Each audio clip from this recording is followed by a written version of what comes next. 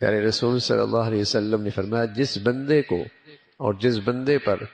3 بیٹیوں کا بوجھ، 3 بہنوں کا بوجھ،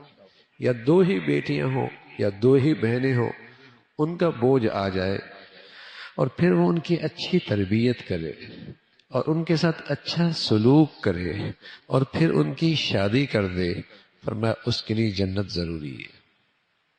اس کے لیے جنت ضروری ہے۔ جس شخص کی ذمہ داری 3 بیٹیوں کے بارے میں آ جائے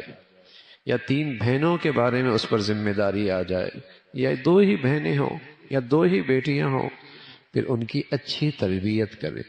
اور ان کے ساتھ اچھا سلوک کرے، ان کے ساتھ اچھا سلوک کرے اور پھر ان کی شادیاں کر دے، فرمایا پھر اس کے لیے جنت ضروری ہو جاتی۔ یعنی بیٹوں کے بعد بیٹیاں، ان کی خدمت اور ان کی تربیت پرورش صرف حق نہیں ان کا، بلکہ اللہ کے نبی نے فضائل بتائے، سعادت مندی بتائی، خوش نصیبی بتائی کہ جو ان کی ذمہ داریاں اٹھاتا ہے۔ ایک روایت میں فرمایا وہ جنت میں میرے اتنے قریب ہوگا، اتنے قریب ہوگا، اتنے قریب ہوگا۔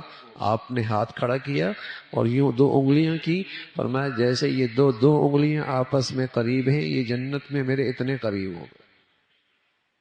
یہ جنت میں میرے اتنے قریب ہوگا۔